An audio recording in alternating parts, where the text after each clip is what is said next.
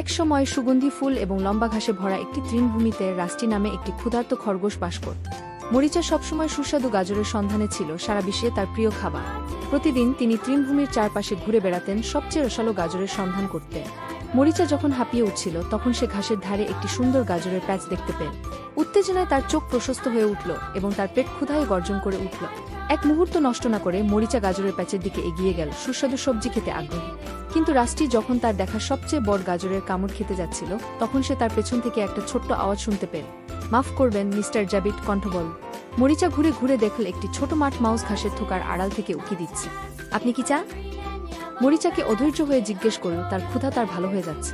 আমি সাহায্য করতে পারলাম না, কিন্তু লক্ষ্য করুন যে আপনি গাজরের প্যাচ খুঁজে পেয়েছেন। ইঁদুরটি ভীতুভাবে বল, আমি খুব ক্ষুধার্ত এবং আমি আশা করছি আপনি আমার সাথে কিছু গাজর ভাগ করতে পারেন। মরিচা এক মুহূর্ত ইতস্তত করে তার ক্ষুধা আর করুণার মাঝে ছিঁড়ে গেল।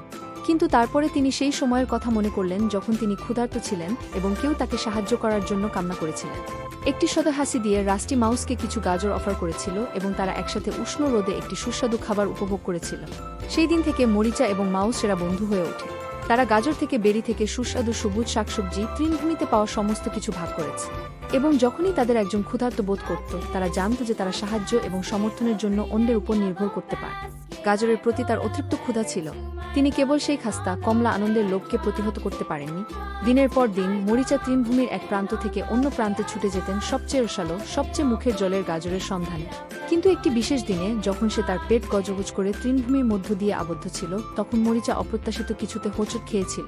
তৃণভূমির ধারে একটি উঁচু ও গাছের ছায়ার নিচে মিয়া নামে একটি ছোট ভীতু ইঁদুর ছিল। মিয়ার পশম ধূসর রঙের একটি নরম ছায়া ছিল এবং তার চোখ কৌতূহলে জল জল করে যখন সে মরিচা ধরে যেতে দেখছিল।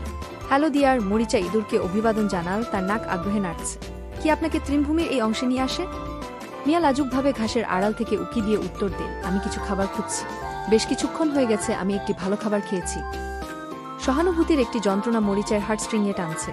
নিজের ক্ষুধা সত্ত্বেও তিনি তার সহকর্মী প্রাণীর দুর্দশাকে উপেক্ষা করতে পারেননি। ঠিক আছে, আপনি ভাগ্যবান, মরিচা চিৎকার করে বল। তার মনে হঠাৎ একটি ধারণা তৈরি হয়। পুরো তৃণভূমিতে সবচেয়ে সুস্বাদু গাজর কোথায় লুকিয়ে আছে তা আমি জানতে পেরেছি। আমাকে অনুসরণ করুন। এটির সাথে রাস্টি মিয়াকে তৃণভূমির মধ্য দিয়ে আনন্দে তাড়ায় নিয়ে যায়, পাথরের উপর দিয়ে ঝোপঝাড় এড়িয়ে সোনালি সূর্যের আলোতে স্নান করা গাজরের ছোপ ছুঁয়ে না যাওয়া পর্যন্ত। মাটি থেকে একটি মোটা গাজর ছিঁড়ে মিয়াকে অফার করার সময় মরিচা চোখ উত্তেজনায় চকচক করে। এই তুমি যাও, মরিচা একটা হাসি দিয়ে বল। আনন্দ। ঘুরে ঘুরে রোজি আবিষ্কার করল ম্যাক্স নামে একটি ছোট মাউসের মাউস কাছাকাছি একটি ঝোপ থেকে উকি দিচ্ছে। রোজিকে বড় চোখে দেখে ম্যাক্সের ফিসফিসগুলো ঘাবড়ে গেল। মাফ করবেন মিস র্যাবিট, ম্যাক্স ভীতুভাবে চিৎকার করে উঠল। আমি সাহায্য করতে পারলাম না, কিন্তু লক্ষ্য করুন যে আপনি গাজরের প্যাচ খুঁজে পেয়েছেন। আমি খুব ক্ষুধার্ত এবং আমি ভাবছিলাম যে আপনি একটি বা দুটি গাজর রেখে দিতে পারেন কিনা। রোজি তার নিজের ক্ষুধা এবং তার সহকর্মী প্রাণীকে সাহায্য করার আকাঙ্ক্ষার মধ্যে ছিঁড়ে এক মুহূর্তের জন্য ইতস্তত করল। কিন্তু তারপরে তার সেই সময়গুলোর কথা মনে পড়ল যখন সে ক্ষুধার্ত ছিল এবং কাউকে খাবার দিতে চেয়েছিল। একটি উষ্ণ হাসি দিয়ে রোজি এক মুঠো গাজর ছিঁড়ে ম্যাক্সকে অফার করল। অবশ্যই ম্যাক্স, আমি আপনার সাথে ভাগ করে নিতে খুশি হব, রোজি সদয়ভাবে বল। রোজির প্রসারিত থাবা থেকে গাজর গ্রহণ করায় ম্যাক্সের চোখ কৃতজ্ঞতায় জ্বলজ্বল করে। একসাথে তারা গাজরের প্যাচের মধ্যে বসে কুচকি সবজি খেয়ে এবং তৃণভূমিতে তাদের দুঃসাহসিক কাজ সম্পর্কে আড্ডা দেয়। হ্যালো ছোট একজন, লিও তার গভীর গর্জনকারী কণ্ঠে গজগজ করে উঠল। কি আপনাকে আমার ডোমেনে নিয়ে আসে? মিলো তার ট্র্যাকগুলিতে জমে গেল, তার হৃদয় ভয়ে কাঁপছে। সিংহগুলি হিংস্র শিকারী হিসাবে পরিচিত ছিল এবং মিলো তাদের হিংস্রতার গল্প শুনেছিল। কিন্তু তিনি লিওর মৃদু চোখের দিকে তাকালেন। মিলো কোনো বিদ্বেষ অনুভব করেনি, শুধুমাত্র কৌতূহল। আমি অনুপ্রবেশের জন্য দুঃখিত। মিলো স্তব্ধ হয়ে উঠল, তার কাঁপুনি নার্ভাসভাবে নাড়ছে। আমি কিছু খাওয়ার জন্য খুঁজছিলাম। লিওর অভিব্যক্তি সহানুভূতিতে নরম হয়ে গেল যখন সে তার সামনে ছোট্ট ইঁদুরটিকে দেখল। ক্ষমাহীন জঙ্গলে খাবার খোঁজার লাইটা তিনি খুব ভালো করেই জানতেন। ঠিক আছে, আপনি সঠিক জায়গায় এসেছেন, লিও একটি আশ্বস্ত হাসি দিয়ে উত্তর দিল। আমাকে অনুসরণ করুন এবং আমি আপনাকে দেখাব যে জঙ্গলের সবচেয়ে সুস্বাদু খাবার কোথায় পাওয়া যায়। লিওর পথ চলার সাথে সাথে মিলো জঙ্গলের মধ্য দিয়ে একটি দুর্দান্ত দুঃসাহসিক কাজ শুরু করে, ঘন পাতার মধ্য দিয়ে বুনতে এবং পতিত লগের উপর দিয়ে লাফিয়ে লাফিয়ে ফল এবং বাদাম দিয়ে উপচে পড়া একটি লীলাভূমিতে পৌঁছায়। মিলোর চোখ বড় বড় হয়ে আসে আশ্চর্যের সাথে যখন সে তার সামনে প্রচুর খাবার দেখেছিল এবং সে আনন্দে চিৎকার করতে পারে না। নিজেকে সাহায্য করুন, লিও তাদের চারপাশের অনুগ্রহের দিকে ইঙ্গিত করে উষ্ণভাবে বল। আপনি যতটা চান স্বাগত জানাই। কৃতজ্ঞতায় অভিভূত মিলো জঙ্গলের ফলের নমুনা নিতে কোনো সময় নষ্ট করেনি। অনেক দিন খোঁজার পর অবশেষে তার ক্ষুধা মিটেছে এবং যখন সে এবং লিও একটি বিশাল গাছের ছায়ায় পাশাপাশি বসে গল্প এবং হাসি ভাগাভাগি করে দিগন্তের নিচে সূর্য ডুবেছিল, মিলো জানত যে সে এবং তাই ক্ষুধার্ত খরগোশ এবং কৃতজ্ঞ ইঁদুর সুখের সাথে বসবাস করত। তাদের বন্ধুত্ব তৃণভূমিতে দয়া এবং উদারতার একটি উজ্জ্বল উদাহরণ। ক্ষুধার্ত মাউস এবং সিংহের গল্প। লিও বনের রাজা ছিল, কিন্তু আজ তাকে দুর্বল এবং ক্লান্ত লাগছিল। মিলো সিংহের অবস্থা সম্পর্কে কৌতূহলী হয়ে সাবধানে এগিয়ে গেল। তোমাকে এত বিষণ্ণ দেখাচ্ছে কেন, পরাক্রমশালী সিংহ?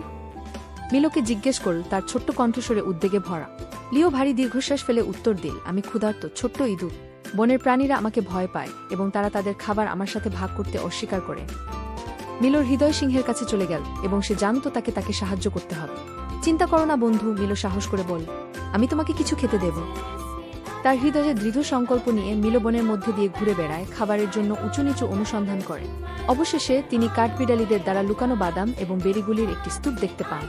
বিজি চিৎকার দিয়ে মিলো যতটা খাবার বহন করতে পারে তা সংগ্রহ করে দ্রুত লিওর কাছে ফিরে গেল। মিলো তাকে সুস্বাদু ভোজ উপহার দেওয়ার সাথে সাথে লিওর চোখ কৃতজ্ঞতায় জ্বলে উঠল।